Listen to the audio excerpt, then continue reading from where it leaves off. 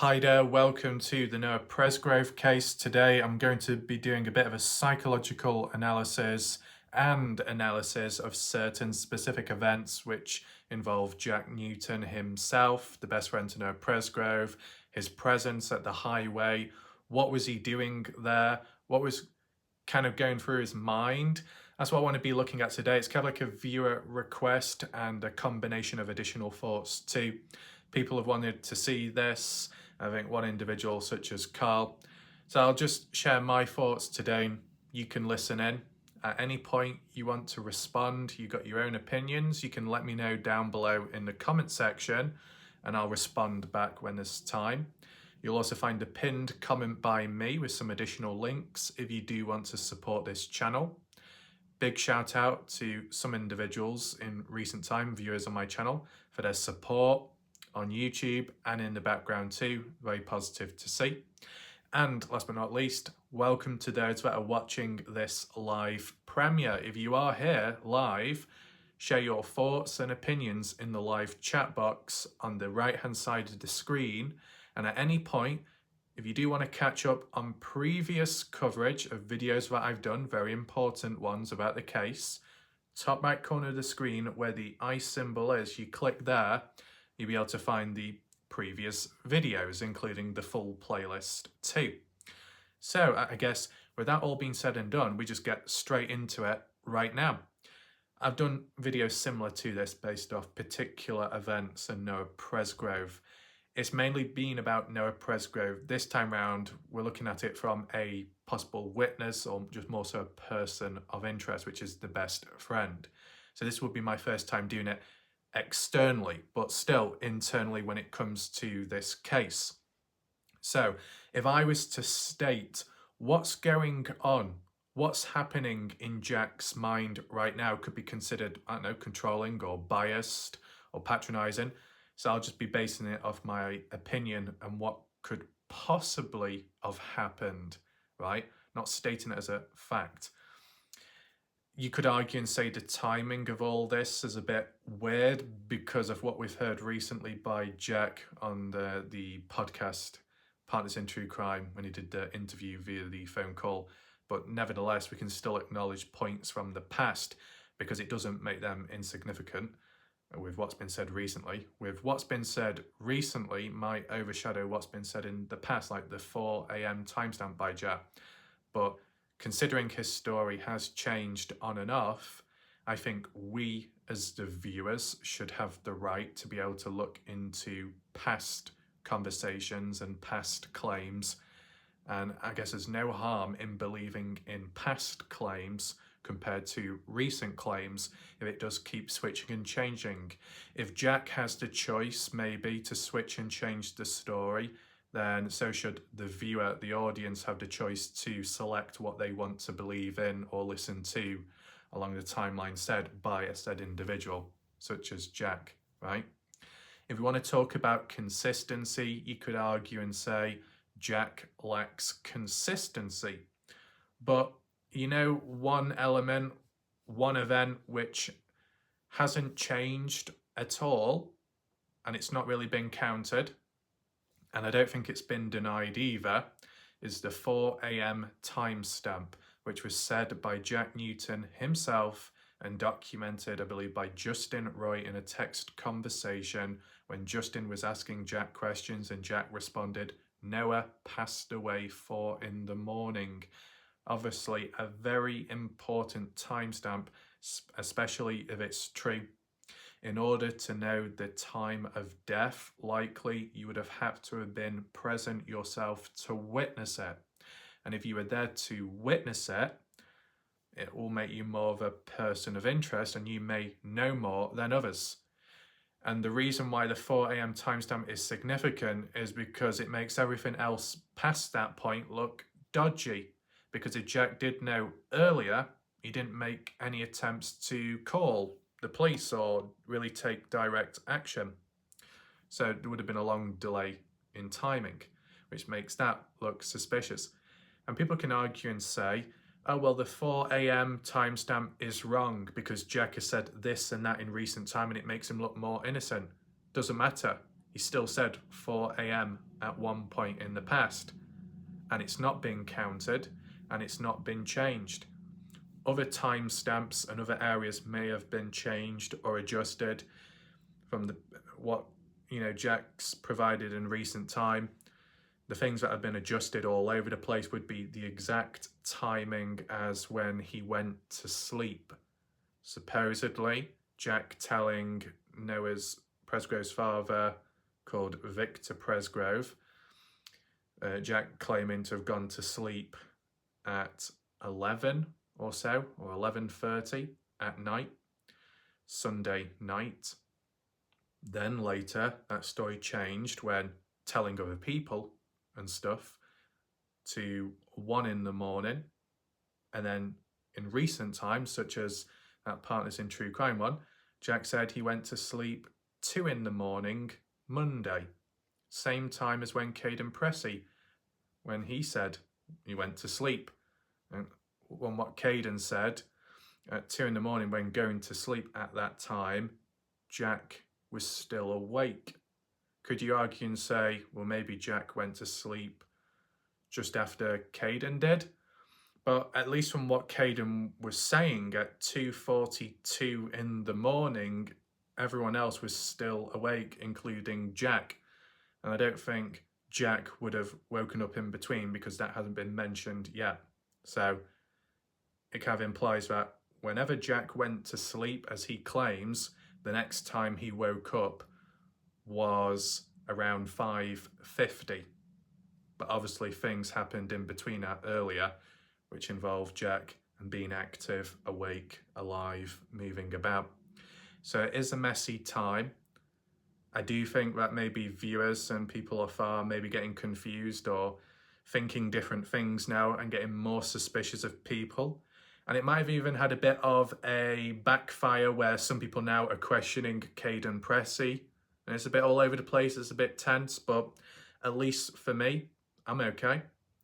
I'd say it's not like 100% clear as to what's happened, but I wouldn't say it's a complete disaster, right? Maybe that's just because I'm speaking from experience. When it came to the Dylan Rounds case, you thought it was a complete hellhole, end of the world, massive disaster caused by a range of different people. In the end, the case was solved.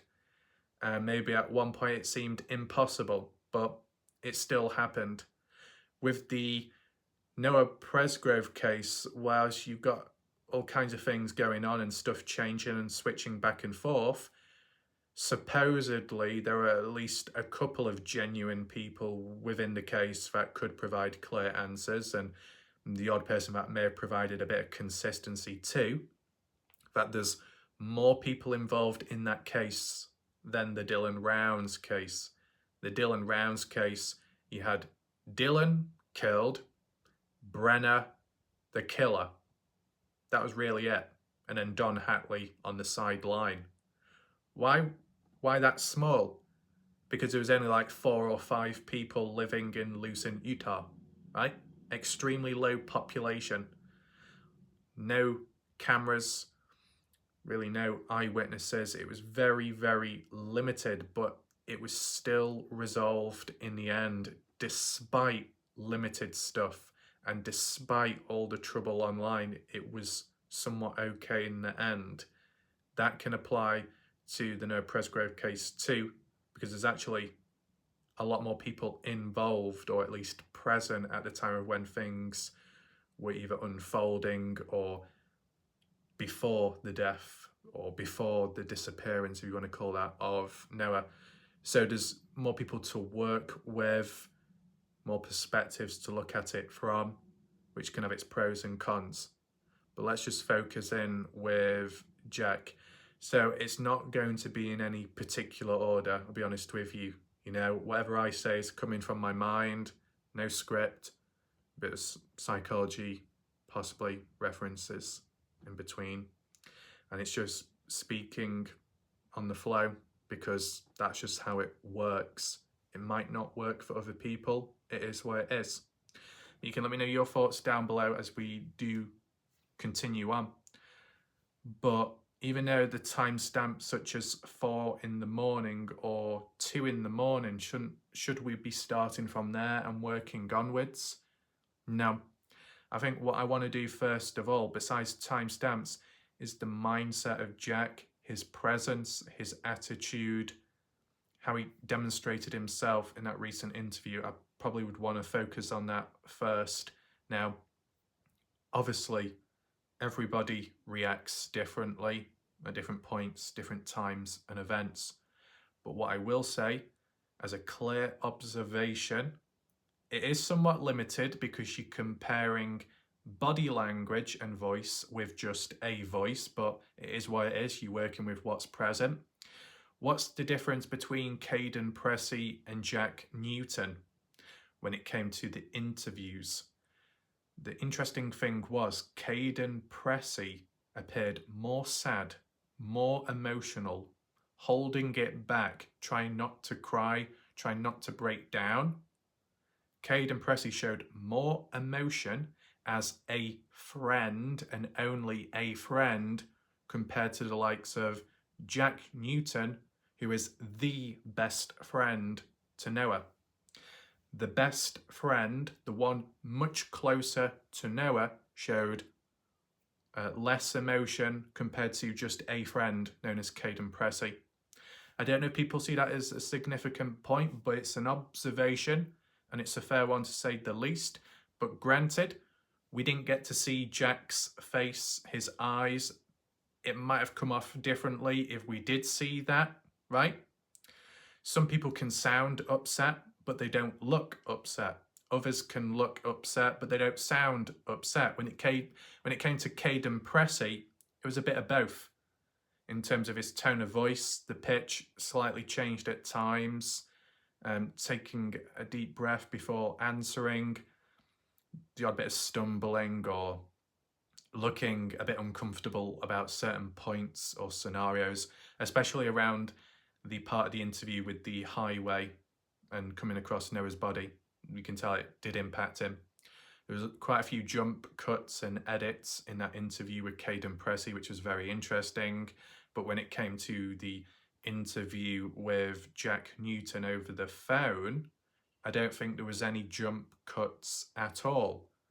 Now, I'm sure I saw a few comments not that long ago where people were claiming that there was some jump cuts and things edited out and stuff that couldn't be said.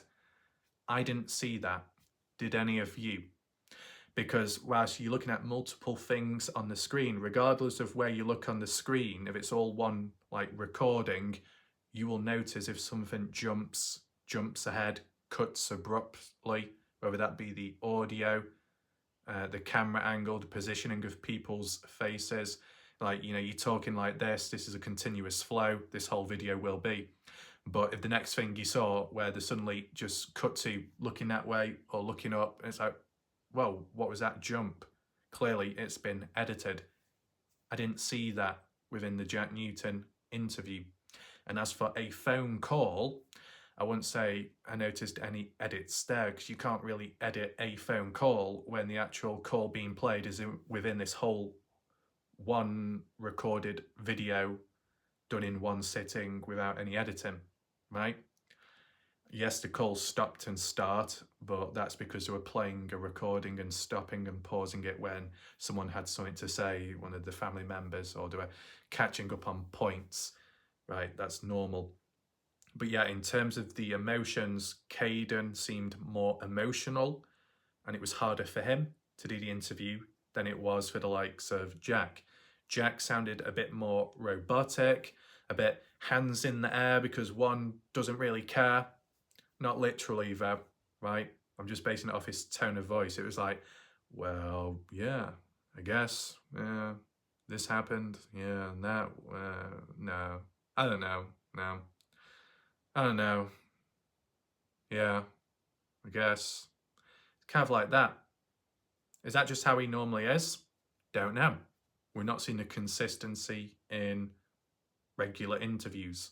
Unless you was to compare it to the News Nation. I haven't done a comparison myself, but for any of you watching, if you had to compare Jack's recollection or how he answers stuff or how he tells the story How much different was it compared to the News Nation one along the highway, whenever that was, and then this recent interview on Partners in True Crime? And I'm not saying how similar is it in terms of what exact details were given. I'm talking more about how did he talk? How did he present himself? Was it consistent with him being like, ooh, yeah, I don't know, I guess, quite laid back, maybe a bit too relaxed, which could be interpreted by other people as not really caring or not really bothered by it too much. Obviously, he could be bothered by it, and there could be all kinds of stuff, negative thoughts and feelings going on inside of his head, but how he presents himself, or at least how he presents his voice in that call, it just didn't seem that proactive. The energy was quite low, and it was kind of like, oh, I'm just here because I have to be, just answer some questions, yeah, bare minimum, I guess. That's how it could be interpreted as. When it came to Caden, yeah, the beginning part may have been a bit shaky, but started warming up. And of course, not everyone will be good in interviews. Not everyone likes doing interviews. Not everyone is comfortable doing them. So it can differ from person to person. But if we're just making observations and comparisons based off people's opinions, you could argue and say Caden put a lot more into it in different ways, emotion, energy, when answering, trying to make sense, trying to set the record straight. More of that than Jack. Jack sounded like he just got pulled up on the side and then told to do an interview on the spot, even though he wasn't quite ready or wanted it. But, oh, I'll just do it, yeah, like that. That's how I interpreted. I don't know if anyone else did. Now, for all the times he said, I don't know, is it because he doesn't really know, or is it just a filler? Like when people say, you tend to say, I don't know, when you're unsure, uncertain. But often, humans can state something or begin a conversation or mention a sentence, and you think, where's this going? And then it's abruptly ended with, I don't know. It's like, just a random example, you could say, yeah, I saw the sharks in the water, they were circling the individual, and I don't know. Well, what does that mean then?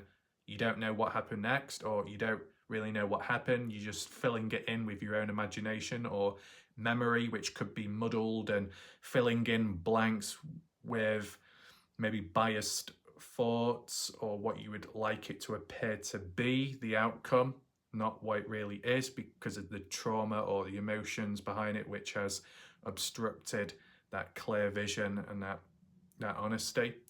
Different ways of looking at it. When it came to Caden Pressey, there was certain events and details which may have not been included or missed out, and as disappointing as that was at the time, could it have been because Caden didn't see or hear it himself?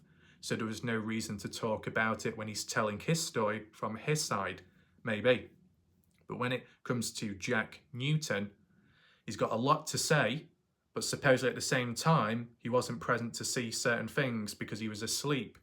So really, the theme of second-hand, third-hand, third-party information passed on to him, which he's passed on to the general public, it'd probably be more so second-hand information, like certain stuff to do with Carter Combs stating this and that, which then Jack was told about when Jack was asleep and Carter was present in the moment to see witness a certain event, even if it's just very short, such as the key situation of Noah going into the room and taking the key and Carter being woken up by it and, consciously aware of what's happening in the moment, but someone like Jack wasn't. And then Jack talking about this event happening, how could he know if he was asleep? Because he's been told that by someone that did witness it. So it'd be considered second-hand information. So then when you got the likes of Stevie Howard or Sarah Long stating this and that, oh, from what Jack said, and I think this is what Jack said, if I can remember, that's then third-party information. It's been passed on from one person to another. Sometimes, which is a limitation and a negative, through that method can be Chinese whispers with intent or not. Saw it within the Dylan Rounds case. The story could be said a certain way and then it changes with time. Micro adjustments down towards the very end where it's completely drastically changed. it can happen. Let me know if you've noticed it within this case exactly. But more so, the changes that I've noticed haven't been through Chinese whispers, but more so people deciding to change their minds outright as to what happened when and where and what they were doing, and it's a bit problematic. But still, you can arguably say the majority of people at the party, persons of interest or not, the majority haven't publicly spoken in depth or clear enough. I mean, we saw it on Reddit recently where a person was giving a counterpoint saying, well, actually, a lot of people have given statements and done this and that. But in terms of like interviews, you know, like an open-ended one or with closed questions, interacting, talking, maybe text-based statements if it was long enough, kind of like what Caden has done, the majority of people haven't done that, or at least, you know, what I'm aware of, I've not seen it. Let me know if you agree or not. If everyone did something like what Caden did, make a statement on Facebook, a long one, and fairly active and recent, then follows it up with an interview such as on Partners in True Crime or Sam, and then you could compare each one by one. And up to now, you've had Justin Roy speaking on behalf of what he knows of what's been passed to him from family that attended that party at the time, which is unique in a way because it's not directly from the horse's mouth, but still information was passed on. Not too many people were as critical with the Justin Roy interview when you compare it to the likes of the backlash with the Caden Pressey one, but then again, I guess because Caden Pressey was there firsthand, people are going to be extra critical about it. But just take in mind that if I was critical, it's going to apply to just about everyone else, or at least an attempt, an effort will be done so for that balance. Okay, it's not just exclusive, it's not a witch hunt. There'll be many other people out there that can't show balance, so they will start a witch hunt on one particular individual. Would I say that Jack Newton has been treated unfairly? I mean, if you used to compare it to the likes of Colton Newton, who hasn't really received much attention or acknowledgement, I'd say maybe Jack's on the worse end compared to like sort of Colton. And you could say, who cares about Colton, or why does it matter so much? Because at least from language and wording, what I've seen, with the exception of that Snapchat message just recently, if we put that aside, Colton, Stevie Howard, Carter Combs have all been more aggressive and verbal threatening language, text-based, online, more threatening than Jack. Jack has been kind of all over the place with stating this and that and changing it along the way, which isn't helpful. And it can make people lose their trust or doubt Jack or become more suspicious of him, right? It can happen. But in terms of nasty behaviour or really threatening behaviour, I wouldn't say Jack compares to the likes of Stevie Howard or Carter Combs, because those in the background have been worse in what they've said, in what I've seen and what you would have seen. Now, if you wanted to bring it into the mix just recently with that Snapchat message by Jack, with what he had to say about Caden Pressey, saying, I thought I'd just ask now before I get upset. You know, just recently, some people have argued and said it's almost like a bit narcissistic or kind of controlling in a way. So controlling as in, I want an answer now, or I want things cleared up now, and if I don't get what I want, I'm going to have a tantrum, or I'm going to get upset, or I'm going to get angry, and you're not going to like that, but without actually saying it to Caden, but kind of like a subconscious thought to try and pass it through into Caden's mind in hopes of Caden maybe giving what Jack wants, or maybe changing a story. Some people have highlighted that as a form of maybe covert, what would you call it? Covert, I forgot what it's called, manipulation, or more so gaslighting. Would I go that far? Not at this moment in time. I personally don't see it as as threatening as like what Colton has said, or like what Stevie Howard has said, like I'm coming for you or you're next. Jack hasn't said that, but the only thing that could be questionable and raises an eyebrow is Jack saying, before I get upset, or I'm going to tell you this, I'm going to ask you that before I get upset. It sounds kind of like demanding, entitled attitude in a way. Have we seen what Jack can be like when he does get upset? I haven't seen it. If anyone else has and it's been negative, then I can understand why people would see this as being threatening, because it's like reoccurring again. In terms of what I've seen from Jack, I've not seen him like visibly or physically or verbally get like really aggressive or really intimidating. I'm not saying that it's not at all, but just from what I've seen, I've just not seen it. But has anyone else seen the likes of Jack get upset before? And what was it like? And does that, whatever was shown, does it compare to what's translated through that Snapchat message? If it does, I can understand the threatening nature of it, but I can't go all in on it right now. I don't know what Jack is like when he gets upset. To be honest, I don't know what most of the people are like from that party, or within the case are like when they get upset, because they may not show emotion, or there might not be any documentation of that emotion being shown. In terms of Avery and Carter, that talk about them being at the front porch, the front outside of the property, arguing with one another, you could say that's a level of emotion displayed. And in what way? Arguing, angry, shouting, bitchy behaviour, who knows? Video footage of it, but you know, the family have been told from the OHB or so that they've got video footage of it. Will it be released? Well, it's not public at this moment, so it must be somewhat important then and relevant if it's not being released.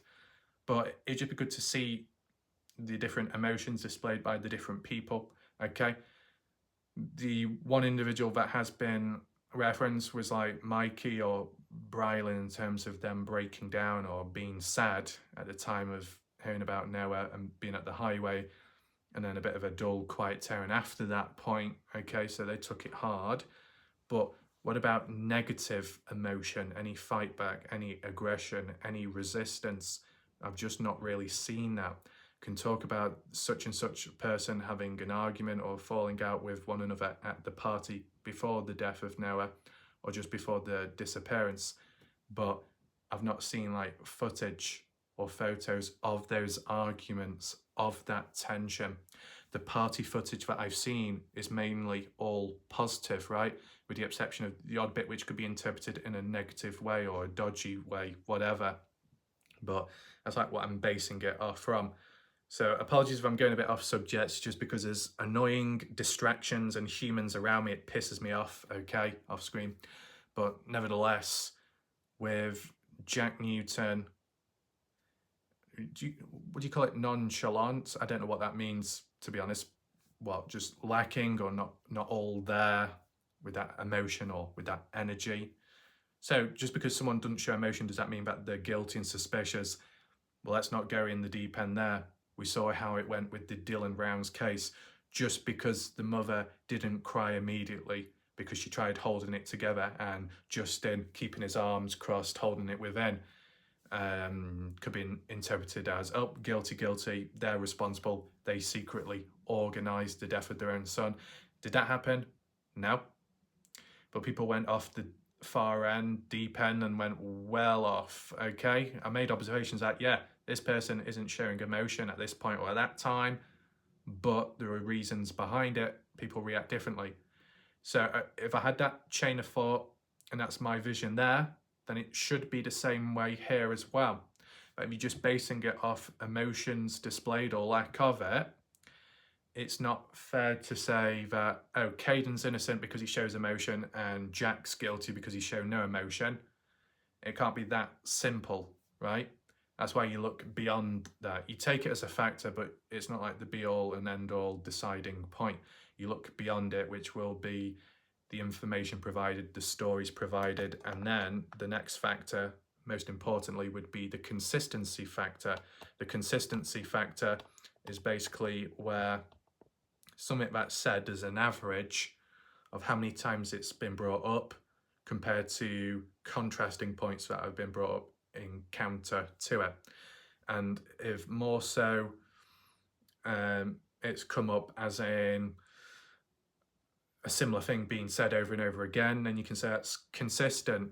Now, consistency as an individual factor isn't going to mean that someone is 100% innocent, because some people can be very consistent being like a pathological liar, consistent in being a bullshitter. It happens. So all these individual factors, what you can use as measuring tools to look at a person within a case and decide whether they're guilty or innocent, you can't use them individually by themselves. You've got to use it collectively and piece it all together for that full picture.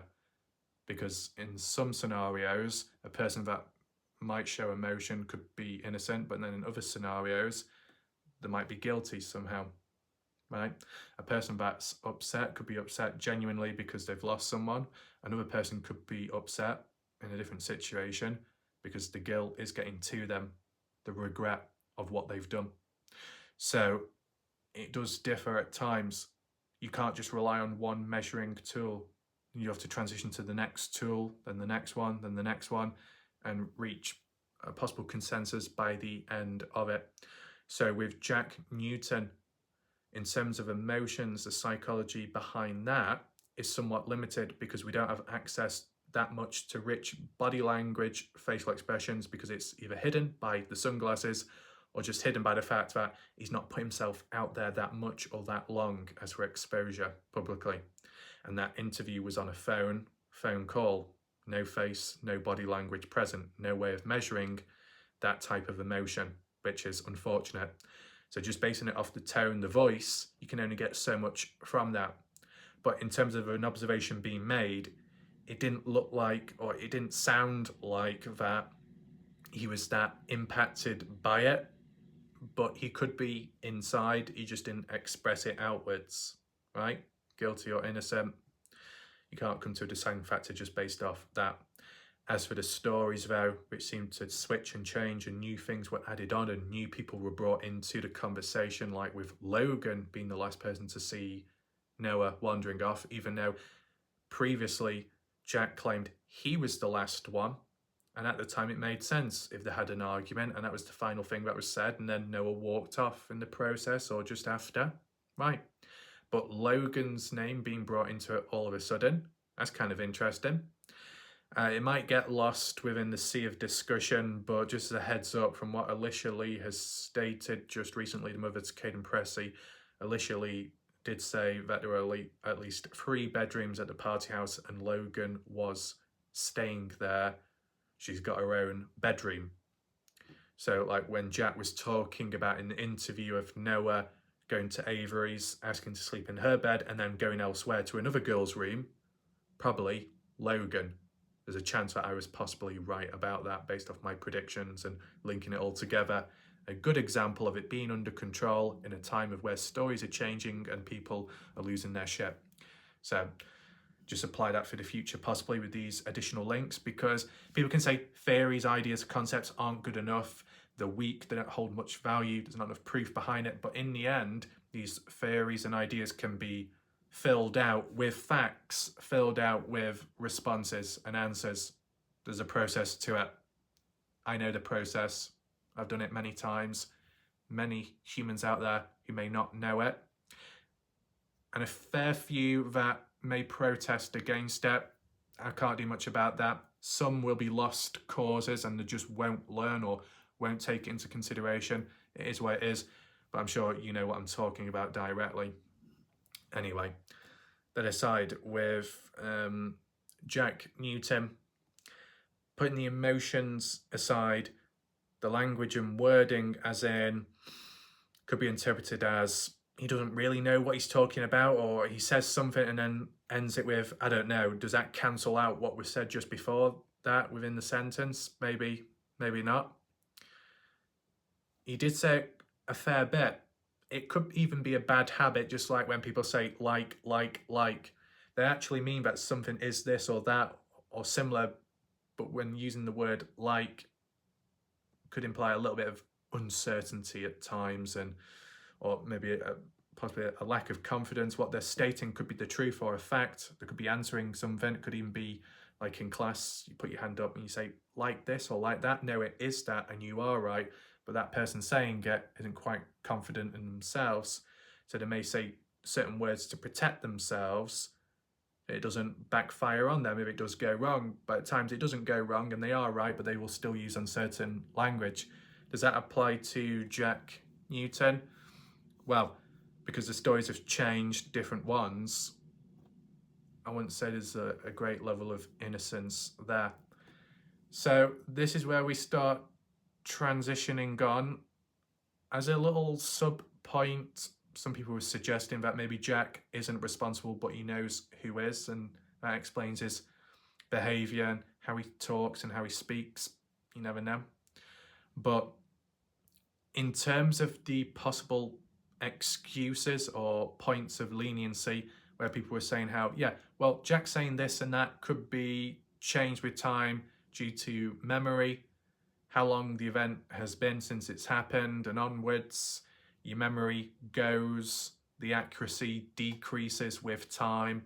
What was said at the beginning could be the most accurate compared to if it was recounted now, yeah. But does that apply to Jack, as in whatever he said in the early days is the truth, and what's been said since, which may have drastically changed, is now lies with intent or not, possibly through memory issues, trauma issues impacting memory and forgetting stuff? What would you say with that deal, that situation? What I'd like to say is, right, so as an example, Jack could say, oh, I went to sleep 1 a.m, and then it changes later to I went to sleep 2 a.m.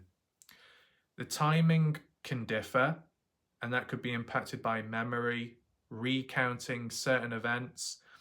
There's a chance that at times the most traumatic events and moments you may have trouble remembering, because with time passing by and moving on, your brain may have suppressed those negative thoughts, feelings, and recollections. For other people, it's the opposite. They remember it very well because it's scarred in their mind. Every time they close their eyes, they can see, they can hear it, they can feel it, being on the receiving end or just witnessing it, right? So it differs from person to person. Some traumatic events are scarred in people's minds or bodies, so they remember it every day and they need help in forgetting it or being able to move on past it. In other situations, but it will benefit them if they had to retell a story in like a criminal case or an investigation, because they've got better memory. They remember it even though they don't want to. They do. In other situations, if you used to apply it to Jack, traumatic events, such negative thoughts and feelings at the time, very emotional, and eventually trying to move forwards, or the mind going into the self-defense mechanisms, the subconscious mind specifically, where certain thoughts consciously at the time are then pushed to the subconscious mind. So it's in the back of your mind or on the back of your mind at times.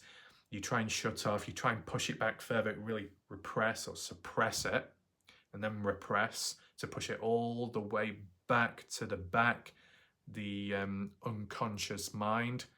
And I believe the unconscious mind, you can unlock it through certain methods and maybe monitor it through sleep patterns. But, the darkest thoughts for some people and events and experiences get pushed all the way to the back and maybe eventually completely forgotten about, because certain things were that bad that the body went into overdrive self-defense mode to protect itself. And so then in the future, when you've got to retell that story of certain experiences, what you may have gone through or witnessed firsthand, saw or heard, you're a bit rusty when retelling it. Oh, was it 1 hour or was it 2 hours later? Was it a Monday or was it Sunday night? There's an overlap. Things like that, maybe you can forget or switch and change stuff. But I think there's a difference between the timing of something, of a particular event, compared to the timing of another event, which is completely different, and it being separate, you can't really get mixed up as much with the two. So what I'm getting at is, when some people may be trying to excuse or make sense of Jack's situation and mindset and dodgy recollection of events, stories which he saw or what he was involved with, like the sleeping scenario, and it switching and changing, and maybe because of retelling the story over time, the accuracy has got worse in remembering stuff because of time, because of trauma, because of the subconscious and unconscious mind having a play within it all.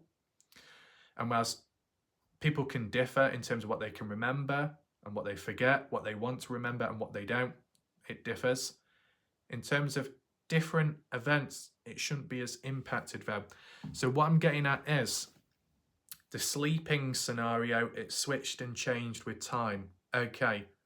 And the timing of it is important, because whether he was asleep or not, it would have impacted what he saw or heard with certain stuff, like a shower scenario or the side-by-side incident, or even the argument and the storming off. I mean, whilst Jack talked about Logan was the last person to see Noah walk off into the darkness from outside, Jack said he went to sleep, as in what was just recently said in that interview. Jack went to sleep 2 a.m, woke up 5:50. In the space of that time, many things happened, right? Noah walking off, the death of Noah, and even before that, the side-by-side, the shower scenario, and before the side-by-side, in no particular order, well, in a certain order before the side-by-side, Noah taking the keys. Certain events like that, obviously, Jack wouldn't have known or saw at the time or heard if he truly was asleep. So some of the stuff that he said is on behalf second-hand information from what people have told him.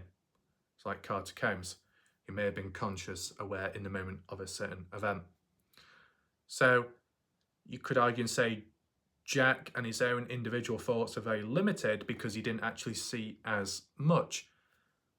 And that could be considered ideal for some people, but it's not that simple, is it? Because of the 4 a.m. timestamp, okay? And the reason why that's problematic is because he said it from what he supposedly knows of, which indirectly implies a form of activity, being in the moment, being present at one of the most crucial times, a time which is claimed to be asleep later on in the case and what's been said recently. And that's the 4 a.m. timestamp where Jack Newton stated, almost word for word, 4 a.m, that's when Noah passed away, died, basically.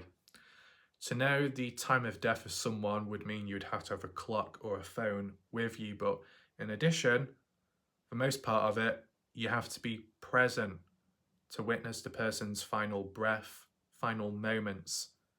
Now, just because you know the time of death of someone, it don't mean to say that you are responsible for the death of them in the first place.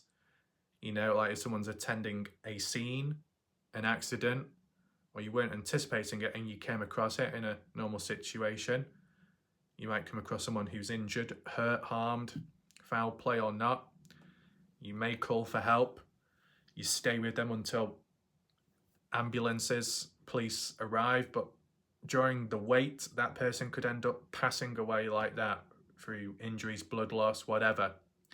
And you might have a rough recollection of the time because you got your phone with you or you got a clock nearby. You saw that person, you saw when they died, you know the time, but you weren't responsible for the death of them because you just arrived post being hurt, post injury, post accident, post foul play, whatever, right? You kind of picking up the pieces after, trying to figure out what the hell's gone on.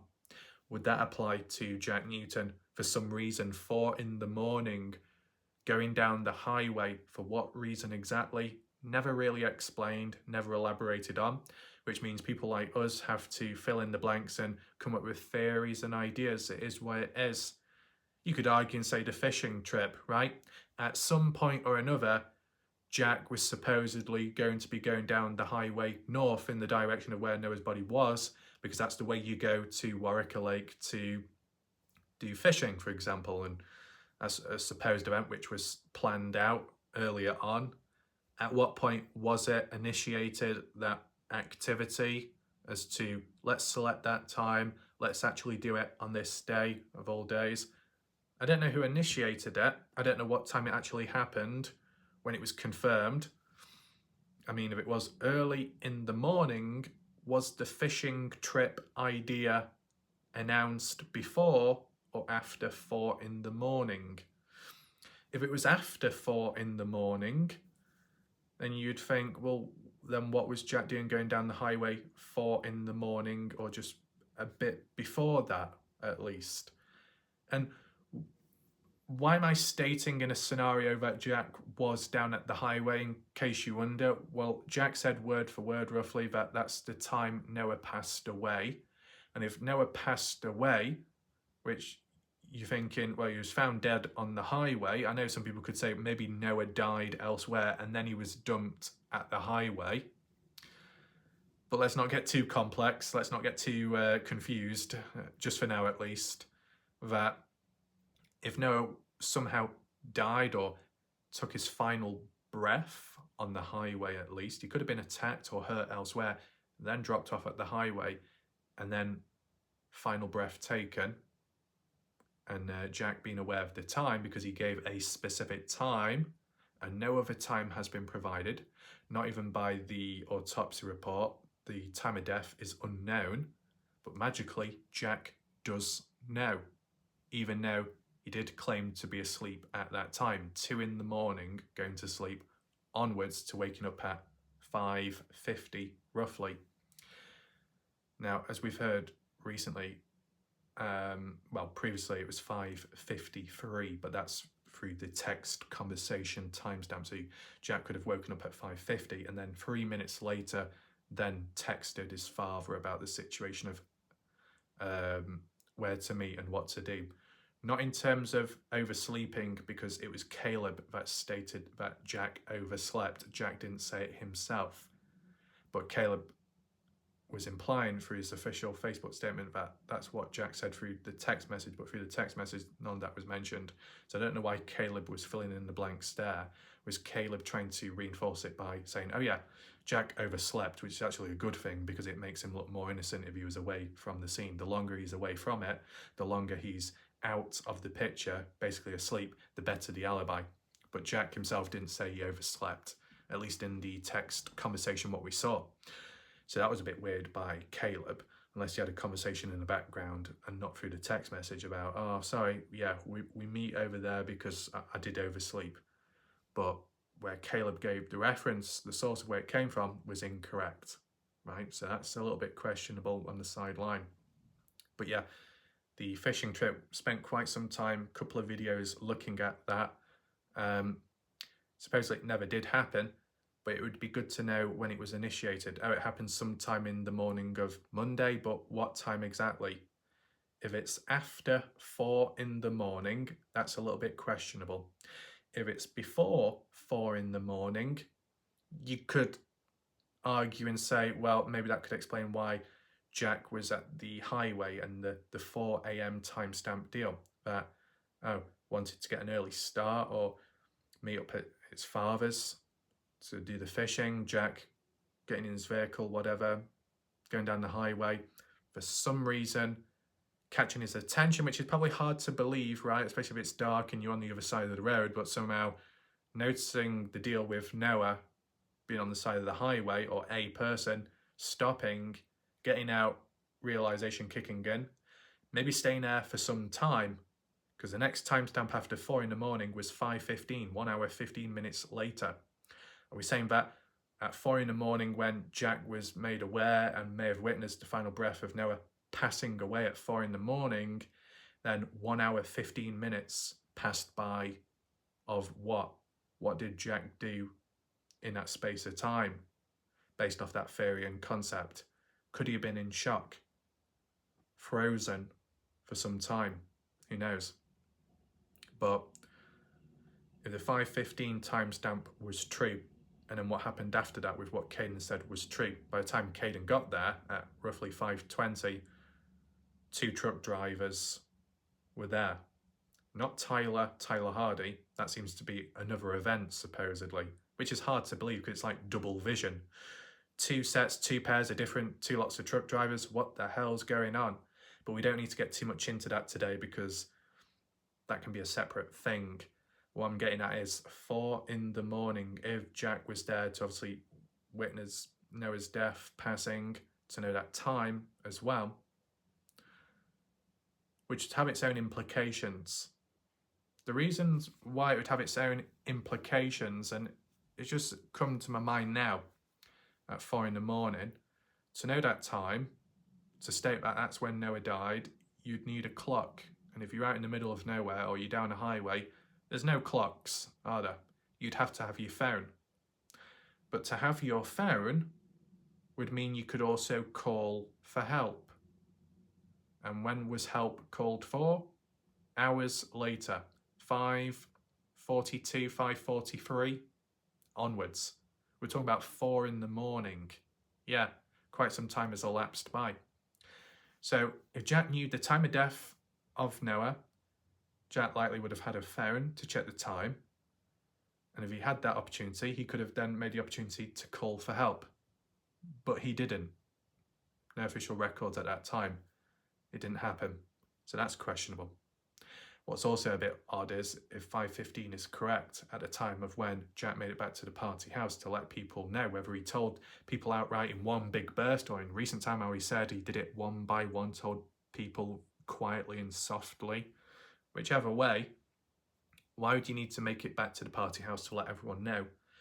If you're at the highway and if you know the time because you've got a clock on your phone, you could have used that phone as well to make a call to the people at the party house.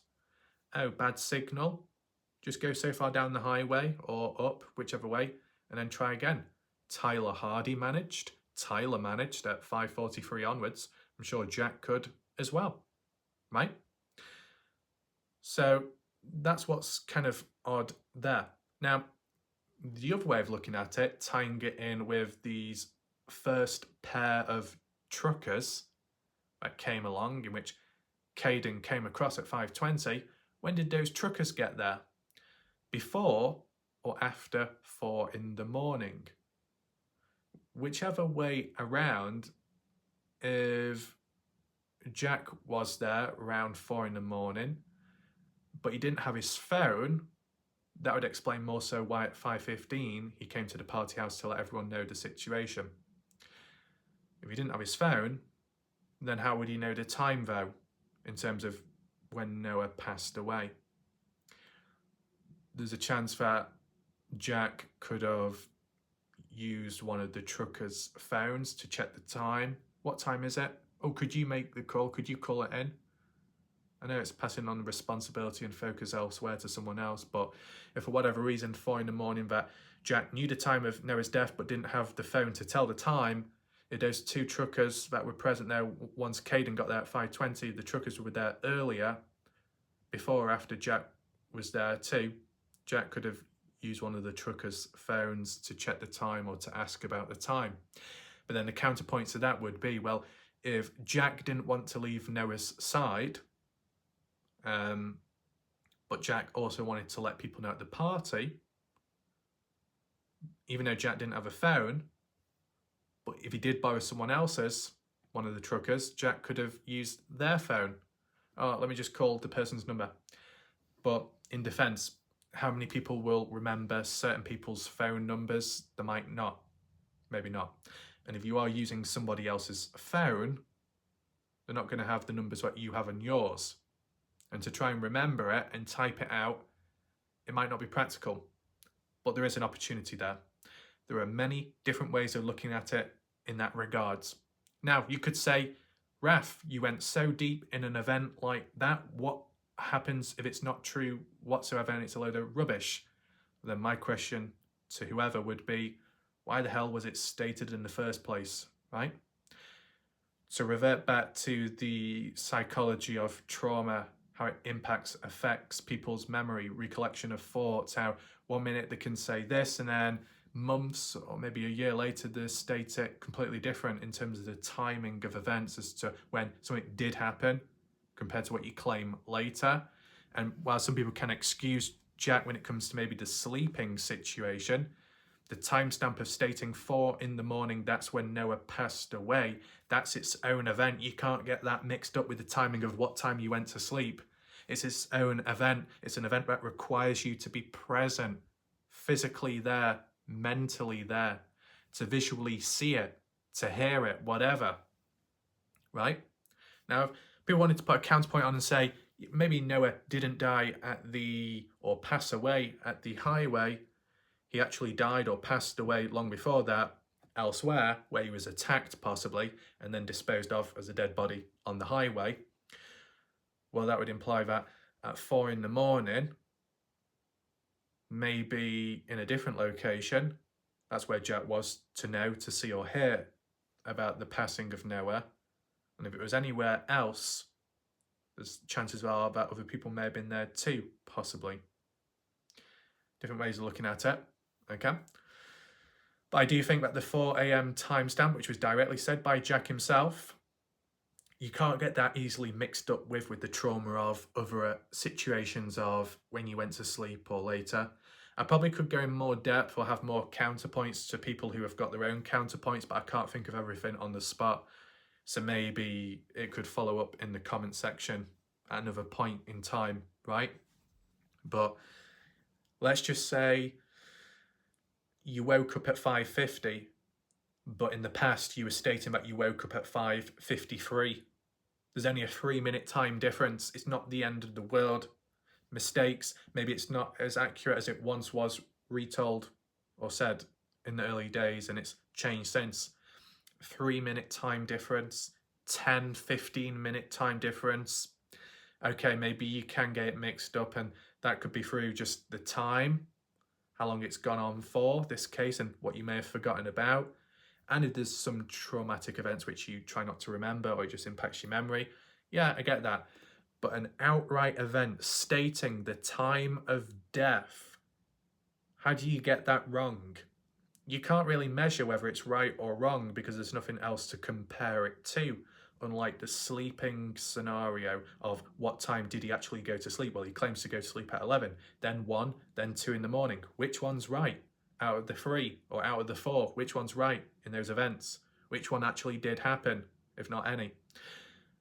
You try comparing that 4 a.m. timestamp. What do you compare it to? You can't really compare it to anything. In terms of the consistency element, you can't even measure that, right?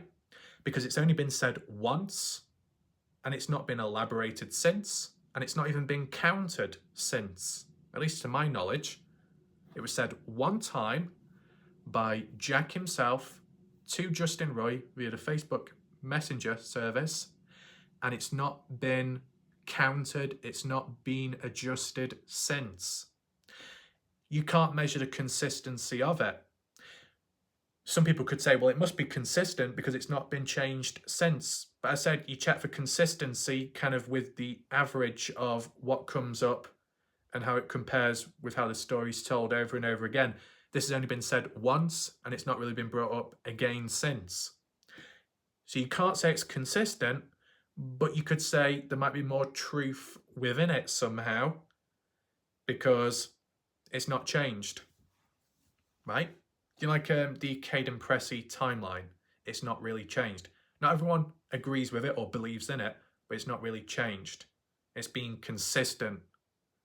That factor, the consistency, is lacking within Jack, such as with the 4 a.m. timestamp, but because you can't really measure it in any other way or compare it in any other way, you just use the base, bare bone method of something that's been addressed or said as a fact, supposedly, with a form of confident language and wording, and because it's not changed since, you could interpret it as the truth, right?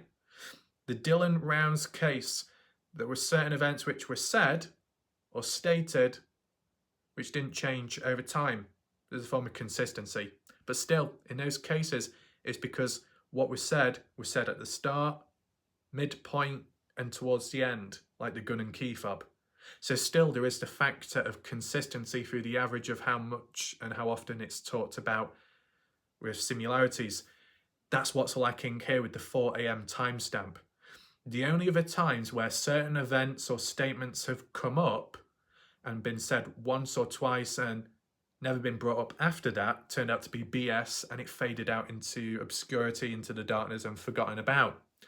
But the only counterpoint to that is the humans that have said those things or done those things were those who weren't directly within the case but speaking on behalf of someone else or just random people online. So they're a bit of a waste of space, actually, right?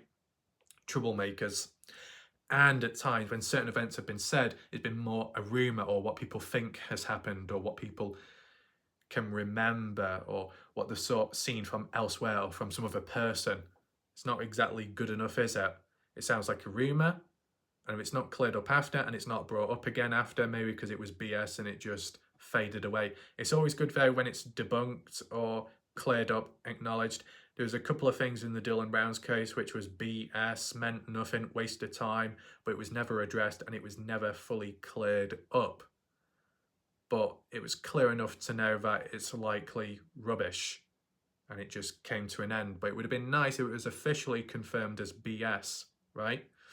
With the Noah Presgrove case, the 4 a.m. timestamp has not been debunked, has not been officially, reduced or countered, anything like that. It's just stuck at 4 in the morning and it's not changed since. But Jack hasn't acknowledged it since, which is interesting.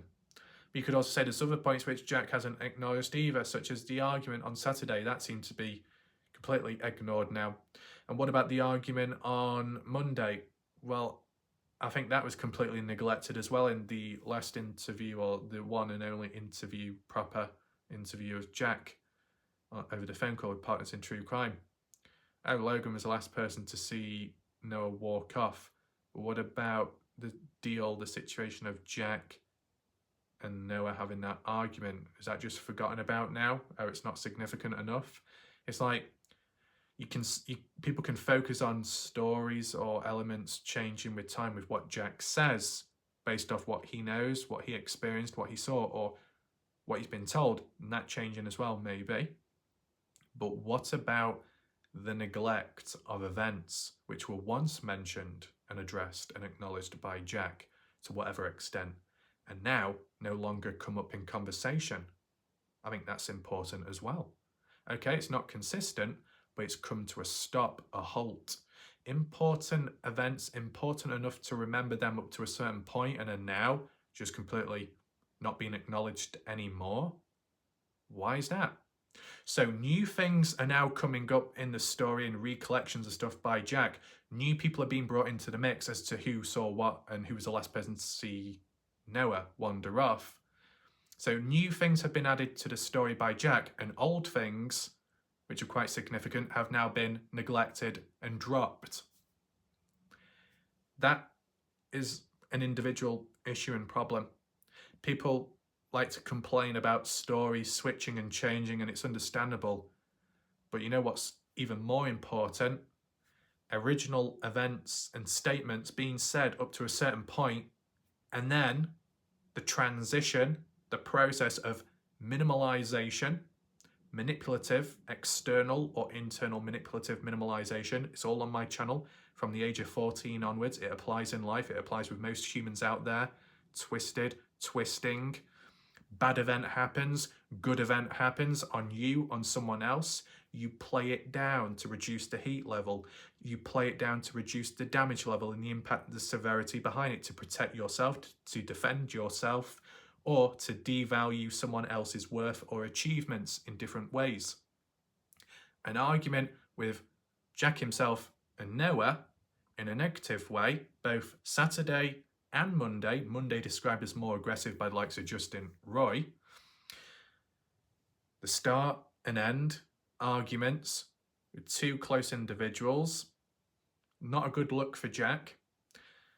Jack, what damage limitation could be interpreted as? Well, the first argument Saturday, we hugged, we cried, it was fine, it was resolved. End of. Maybe not. But then what about Monday then? Oh, well, don't talk about that anymore. Not that he said that word for word, but it's not exactly like he acknowledged it from what I can remember. Correct me if I'm wrong. I know it wasn't that long ago, but that interview was quite long in trying to process and remember everything. But at least from what I can remember, there wasn't much emphasis, or none at all, on Monday's falling out an argument. Now, Jack may have neglected talking about it completely. Jack still displayed a form of deflection, though. How so? Because of the sleeping arrangements, that supposed event, and Noah getting mad because of being rejected, denied of being able to sleep in someone's bed. Jack adding in an extra layer or element behind Noah going to another person's room, possibly Logan's, and asking there. That was never mentioned earlier on, but maybe it's been added in to replace other events, pre-existing ones, which did happen, but he's trying to gloss over it with something else as a form of distractions or deflection. Okay? Oh yeah, we had a argument and falling out on Monday, and that may have been the what the fuck do you call it? The camel that broke the straw, broke the camel's back. I don't care really. It could be the turtle, it could be the pig, the whale, for all I care. Either way, that final argument could have been the final point, the breaking point of someone or something, maybe escalating. But instead of acknowledging that it did happen, instead of maybe de-escalating it or minimizing it like how it was done on the Saturday's event with the argument there, instead of saying, oh, it was resolved or it was minimal, let's just completely ignore it and let's divert attention elsewhere to another situation which carries over the similar theme of tension and arguments. Instead of it being about me and my argument, which could have been aggressive or not with my best friend Noah, instead, let's move the focus back towards what happened before that with Avery and Noah. And then let's add in another element which may or may not have happened with Noah then going elsewhere to another girl's room. Was that intended, added in now as a form of a surprise factor? Surprising enough to catch people off guard, where when people are listening in, they could think, hey, why isn't Jack acknowledged the argument Saturday and then Monday? Why is it being ignored? That's really important. Why is the story changing? Not so much. Why is the story being neglected? And then before you can think or question, then comes in the bombshell, if you want to call it that. Oh yeah, and then Noah went to another girl's room. And then people are like, what? Even the family were perplexed by it. Catches people off guard. A form of deflection to catch people off guard, to indirectly, possibly covertly minimize, downplay, in a way, indirectly, as to the argument between him and Noah, and push it elsewhere upon a similar theme so people can relate to, but are glued on that rather than what's been neglected. But I've picked up on it, so I'm that one awkward individual.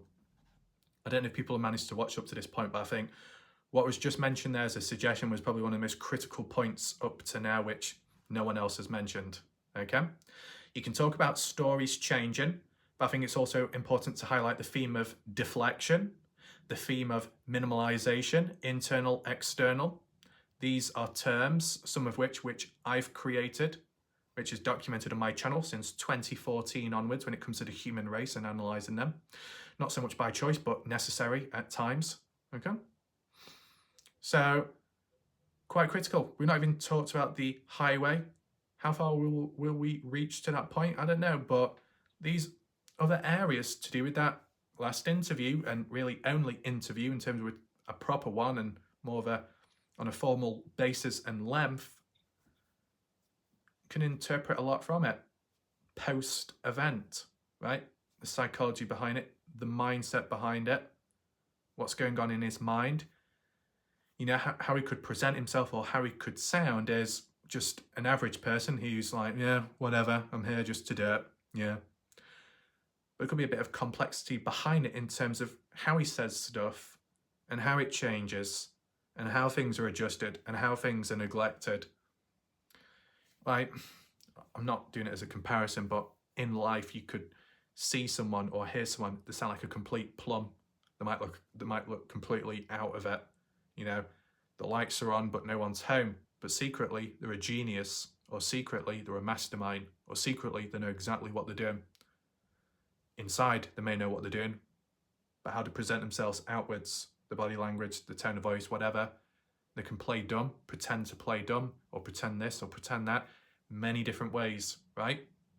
A person that comes across as nice without having to tell someone that they're nice, but inside could be the complete opposite. And then others out there, how they express themselves could be full of darkness and negativity, but inside is a disturbed or sensitive, positive individual, but that's kind of under lock and key up to a point where a factor, an element outside, unlocks it through many different means. It comes across in many different ways. Am I saying that Jack fills any of those roles? I don't know. But in terms of what I've been able to get from this interview, in terms of what I've been able to pick up on, which is probably not what other people have been able to do exactly, still it's an interpretation, it's an opinion. There are times where maybe you could look into something so deep that you do see things and pick up on very interesting points, and then in the end, it wasn't exactly the case. You know, like where people say it's not that deep, not really, you're looking too deep into it. Yeah, that happens at times. People have said that sentence, that line to me, but there comes a time, a place where you do look into it further and you do find something behind it. Because if you don't, and you don't go deep, you'll never know, right? And those other cases or scenarios where it requires you to look deeper, when you do, then you'll find possible answers. And even if you don't, and it goes wrong, you might get alternative answers. It's the same with repetition. I could repeat the same point over and over again. Repetition in me being clueless, or repetition in stating something which isn't exactly true. And eventually it gets on people's nerves, and they eventually show up, show their presence, reveal themselves, their identity, and then sets the record straight. It's a minefield of mind games, right? Hence day one, just how it goes. So, besides the interview and the psychology behind that, the scenario with the highway, relevant to 4 a.m, possibly, the ins and outs about it. If you have joined late, rewind back to that early on and then try and pick up from there. The situation of 5:15 can link with 4 a.m. in its own way. But beyond that point, it kind of gets a bit dodgy, because the alternative timeline from Jack's point of view, even though it's changed, is that woke up at 5:50, completely clueless as to what's happened, doing the fishing trip, going down the highway, inevitable that you're going to find Noah or find something which makes you stop. But when Jack did say it in the interview, Jack didn't say anything about the road being completely closed. He said that he was driving down and something behind it was enough to make him stop and pull over, even though he didn't directly know firsthand that it was Noah. Now, normally, would you normally pull over? You've woken up late, supposedly, or you're in a rush, you need to get somewhere, you're driving down, there is something going on, but not enough to concern you, or to feel entitled that you need to be there to witness it. I mean, what do people normally do? They might look, have a quick glance, but drive on, pass by, walk away, whatever. You got to be somewhere. You got pressing matters at hand. If there was an event where the road or pathway was closed, you got to turn around, but you might be inclined to wait or have a look to see what's really going on, and then you get more than what you bargained for. But with this highway situation, the timing of it, Tyler Hardy said at 5:53 or so in the call that he blocked off the road. Did he really? Did he have his truck trailer all the way across both lanes? Or was it just parked on the side, or just on one side with the lights on, stopping people from getting any closer? I can't remember. Now, did they tape off the scene, actually tape off the road? And if they did, what time would that have been? Because if it was later, That would be interesting. Police arrived supposedly around 6:15 or 6:18 onwards. That it was the undersheriff Jimmy Williams that arrived first around 6:15, 6:18, and then 6:25 or so, Jeremiah Wilson arrived in that order. So Jack would have been there just before the police arrived, based off that timestamp, that timeline, the alternative one compared to Caden. Okay. So if Jack was driving by before the police got there, then likely the road wasn't taped off whatsoever. So Jack would have been able to just drive on, yet he pulled over. And do people normally do that? In the moment where there's no indication that it concerns you exactly, there's no indications that what's going on there impacts you, you'd normally just drive on and think nothing of it. So is it a bit unusual that you would pull over when you could just drive on and get on with your day, your life? You're late as well, you got to be somewhere. Why do you pull over? Oh, because your friend's dead? You wouldn't know that in the moment, especially when you're on the other side of the road, especially if the view could be obstructed by vehicles parked up or people gathered around near to the body, let's just say. So that's kind of interesting for Jack to slip it there, that, oh yeah, I pulled over on the east side because he's on the right-hand side of the road going north, able to keep on going, but decide to stop and then inspect. Would people normally do that? Maybe, maybe not. I don't know, a bit weird. But there's based off just that timeline, with the possible intrigue of pulling over to see what's up, coming across a body, your best friend, in a moment like that can be a bit more natural.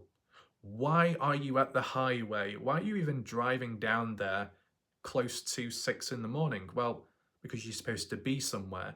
You got to use that highway to get to point B, which is Warwicker Lake. Okay, that's normal. But in the process, you come across a bit of an obstacle, not literal, but enough to halt you in your place. And then you find out what's happened. And then the plans change, no fishing trip, this and that, things called off, start telling people the news, how Jack's worded. Okay, just that individually sounds somewhat reasonable and normal. But if you used to compare that to 4 in the morning, when supposedly Jack was already there, how it's implied from Jack knowing the time of death, what was Jack doing possibly at the highway 4 in the morning then? What reason would there be to do that? 4 in the morning, realisation of what's happened, could that link onto the 5:15 timestamp given by Caden Pressey? Yeah, but you can still argue and say 1 hour 15 minutes delay of knowing the time of death to then 1 hour 15 minutes of deciding to let people know about it at the party house. That's a bit weird, unless the person froze and didn't know what to do. But 1 hour 15 minutes, that's quite some time. Enough time to act on it and do something about it, or at least call it into the police or whatever. Didn't happen. That's one thing for certain, because the first proper calls logged as well, 5:43 onwards. And if anyone or anything was aware before that, which could be implied from what the timestamps, what we saw, no proactivity, no activity, no attempt, no effort.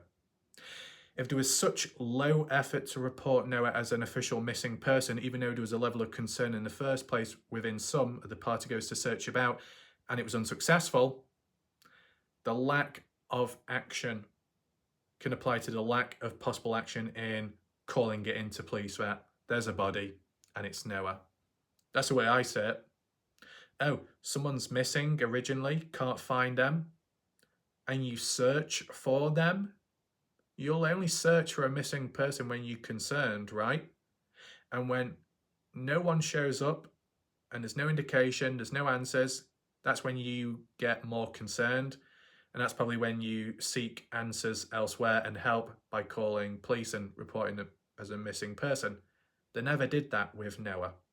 So they were concerned enough to search for Noah, supposedly missing from the site, but not concerned enough to then follow it up with reporting it to police. So what makes you think people would be concerned enough to report it to police about coming across his body? Bit lackadaisical. Dipsy? I don't know about that. Am I applying it to anyone specifically? No, but just in general, if people are claiming to be searching for Noah and claiming that Noah was missing, should have been more done about that. Even if it still led to Noah being found on the highway dead, the act of calling Noah in as missing ties in line and is consistent with searching for him first. When it comes to a missing person scenario, you might give it just a little bit of time, just in case the person returns back. But then once that time frame's up, you might search and do what you can. And if that doesn't work, then you call in big boys and go from there. That's what tends to happen, right? But in this case, no. It seems a little bit backwards. If you weren't going to call the police because there was no concern to do so, then there was probably no really concern to search either, if you were anticipating him to return back, right? And I know that's before the death, but if that's the mentality there, it could link on to the mentality as in anyone coming across his body but not making the call in, which could apply to Jack because of 4 a.m. timestamp provided by Jack himself. Okay? Now, when certain bad events happen, on the basis that you're not involved whatsoever, there might be a delay in when you take action because of shock, the trauma in the moment. 1 hour, 15 minutes of shock and trauma? Is that hard to believe? If you wanted to make a case and say, no, it's possible, right? But what about past that point? Well, past that point, Jack supposedly, physically, mentally able to tell people at the party house from Caden Pressey's timeline, if I make that very clear, okay? So if you can do that, and you can tell a range of people, then most definitely you probably could call authorities as well. Now you could argue and say, well, why didn't Caden Pressey ever call it into police? You know, if Caden was actually there at 5:20 to 5:30, why didn't he call police? Because the police weren't there when Caden was there. So why didn't Caden take action? Why is it all about Jack? Why is Jack only being questioned? Well, I'm adding these little elements in because I'm already 55 shades steps ahead of Raf. Basically, I've done a previous video about it, saying that with Caden Pressey being late to the party, no pun intended, when he got there, all kinds of things on his mind, right? But normally, when you arrive somewhere and there's people already present, you may subconsciously assume that it's already taken care of, underway. Just like how when it came to me crossing the lights as a pedestrian when attending college, I get there. As soon as I get there, before that, there was already a handful of people waiting to cross. By the time I get there, I don't question, has anyone pressed the button to cross? I wait. Give some time to pass by, and then I think the lights should have gone on red. I should be allowed to cross. That's not happened. Then I question and doubt the people present who have possibly failed to take direct action. I look at the box, the button's not been pressed. That's why the lights haven't gone on red. And I think, you lazy bastards, you idiots, I pressed the button and then suddenly, wow, it's on red. It's now green to walk across as a pedestrian. Wasn't that difficult, was it? But you're not always going to doubt. You might be more likely to assume that action has already been taken if you're late to the party. So that can apply to Caden. If in a different scenario, I'm not saying it's true, but in a different scenario, if Caden was in Jack's shoes and if Caden was at the highway first before anyone else, but didn't make a call, well then obviously you would question, why didn't you make a call? Why didn't you take direct action? If you're the first one there, you should be the first one to make the call as well. Maybe not immediately, maybe you're shocked. Maybe you don't know how to process it, you're panicking, but normally, you're first on scene, you tend to be the one that takes some form of action. If you're second, third, or last to the party, you're probably less likely to take action because you'd be thinking the person in front of you in line has already done it, right? So that's why there's more focus on Jack, because it's interpreted as Jack is first on scene. But Jack isn't first to call it into police. That's what the big problem is. And then it all reverts back to, well, maybe 4 a.m. and what Jack said about it isn't true. If other things aren't true and things have switched and changed, yeah. But my counterpoint to the counterpoint is, it hasn't changed. It's not been elaborated. It's kind of just remained in place, which makes it more abstract compared to all the other stuff which has switched and changed and has been adjusted, or things have been added on and some stuff has been completely neglected. This 4 a.m. hasn't really, gone anywhere. So that's what's interesting. And even if people wanted to say, oh, it's just memory loss, it's trauma, saying things like that, you don't just say the time when someone passed away when you truly don't know and you truly weren't there and you're truly innocent. You just wouldn't mention it, right? Just like how, oh, trauma or not, you wouldn't be saying, if we were responsible, if we're really bad people, we would actually done a better job at disposing of his body and no one would have found him. That's a fact. As like Stevie Howard said, you just don't say certain things. You don't just state certain things. If you're innocent and you truly don't know, you won't start mentioning such a critical point within a case, such as the time of death, when the likes of the officials, the autopsy report doesn't even state the time of death, but somehow Jack seems to know. Why the hell would you even say that? You just don't. Trauma or not, you don't say that type of stuff in the first place. Getting mixed up with the times of similar events or a particular event and it changing over and over again, like the sleeping scenario, maybe you can excuse that, but this time of death, that's its own thing. That's a standalone event. You don't just throw it in there for the fun of it, right? So I think that's quite critical and important. Now, the only other psychological aspect when it comes to the example of when Cindy from Partners in True Crime countered Jack and said, well, with the sleeping stuff, it was said differently elsewhere. You said it differently to Noah's father or aunt. And then Jack's response was, no, I don't think so. I don't remember saying that. No, I think they've got it wrong. It's kind of like turning tables on them. Is that some kind of emotional or psychological manipulation, turning the tables? Or has he convinced himself that much that he never said it, even though he did? Because that becomes a bit delusional. Indoctrinated himself? Who knows?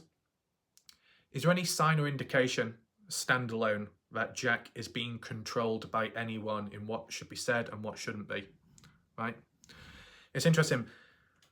If Caden gets something wrong, or it's interpreted as it's wrong, or it's been worded slightly differently and it could be misinterpreted, Caden can be criticised, critiqued and called out, whether people agree with that or not.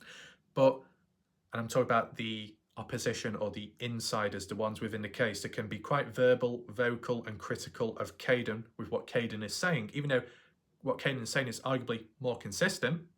But when it comes to Jack, who switches and changes stuff and some unusual things mentioned, he seems to have cheerleaders behind him.